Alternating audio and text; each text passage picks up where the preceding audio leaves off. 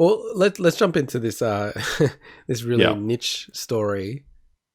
And this like actually kind of blew my mind because I didn't actually know this. So basically it came out in Famitsu, which is like the biggest publication in Japan's been around forever, that Sony have made a decision to switch the functions of X and O on the DualSense in Japan. So I didn't know that in Japan it actually had a different input system compared to the entire rest of the world.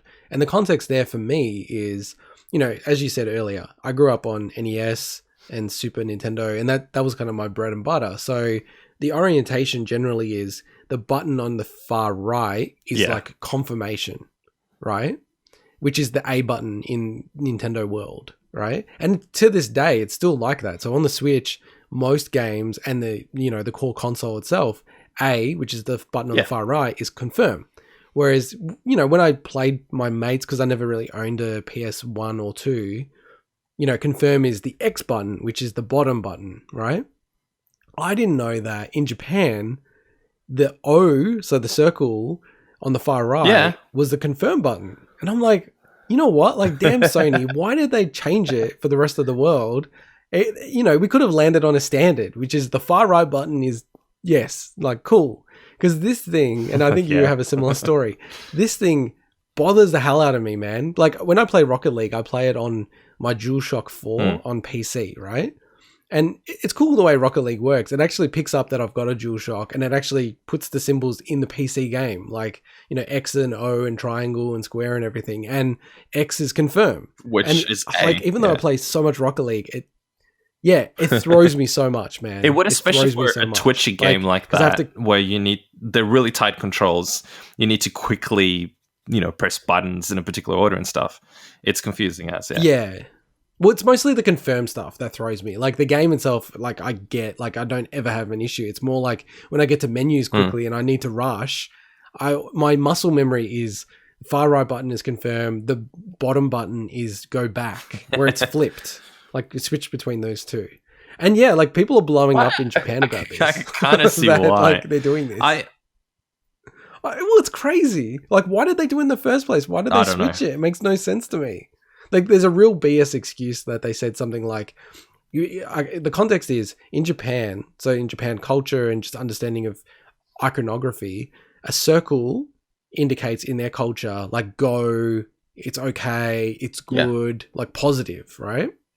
And X indicates bad, don't go, don't proceed. Go back. So they'll actually use the X and O symbols all over Japan to indicate like you can go, or you can travel through, or you can go here. X you can't, right? So the X to me is exactly the same as in Australia and in the West.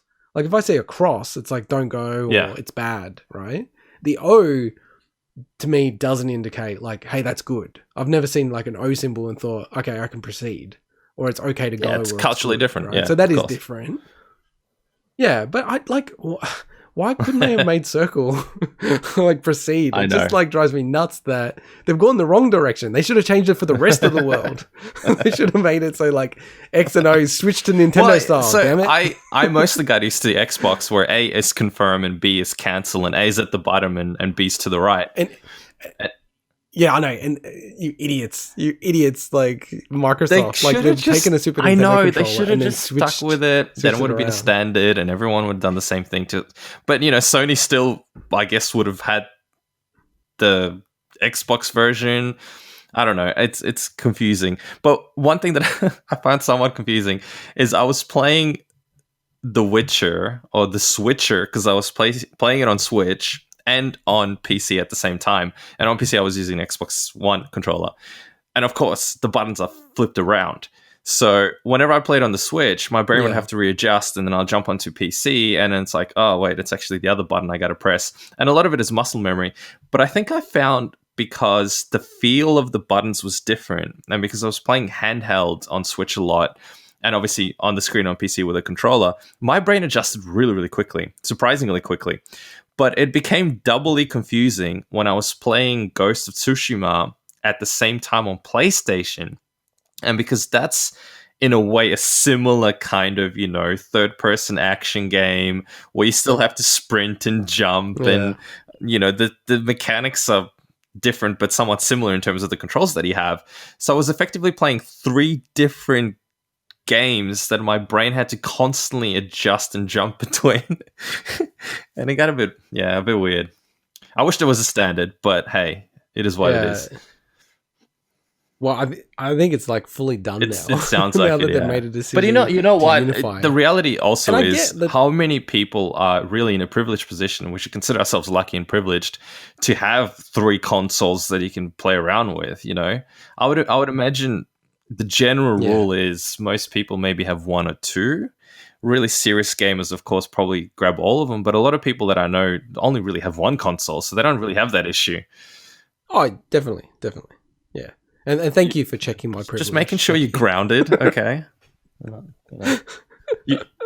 Look, I understand why they want to unify it. I understand that they've unified it around what the majority of players do. Like Japan is their home market, but in the end of the day, it's 7 million PS4s there compared to 100 million worldwide. So you're not likely to want to piss off the broader audience, right, to switch this. And it probably would be annoying for developers that, wait a second, we've always got to switch it for these games. But man, for Japanese players, because the fact that, Xbox doesn't register in Japan, really. So you've got Nintendo and PlayStation there. So they are then now going to be introduced to our heartache. Because, for them, they've never even experienced it when you think about it. They've always had confirmers on the far right. So this is going to be the first time they're like, what? It's the bottom one? It's so confusing. It's funny. I feel bad for them. And I wish I was Japanese because I could have lived in a world where far right is confirmed for 20, all of a sudden, years. What? Just a simpler world. I'm mind-blowing over there.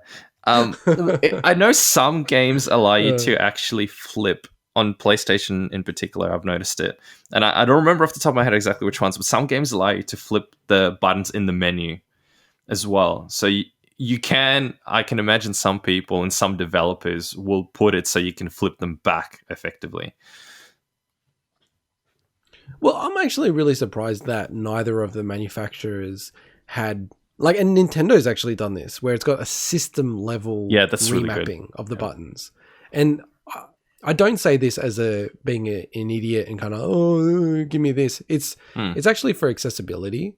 Like some folk, because of their hands and things like that, they can't press the trigger buttons. Cool for that reason, There's, other issues, right? And to me, it's like such a simple, basic thing to do that can have such a positive impact on people. Imagine if it's a difference between I can play that game or I can't. Like that's massive for some people.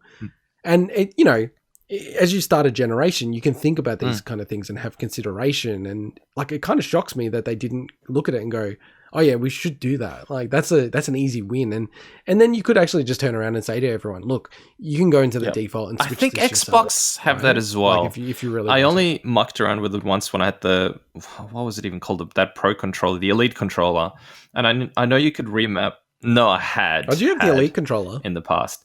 And you could remap some stuff. And don't quote me on this, but I thought Xbox also allowed you to remap certain things on the controller.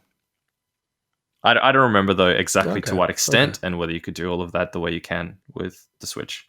Well, it's going to be interesting when this lands in Japan, just to hear the translation of the issues that they have.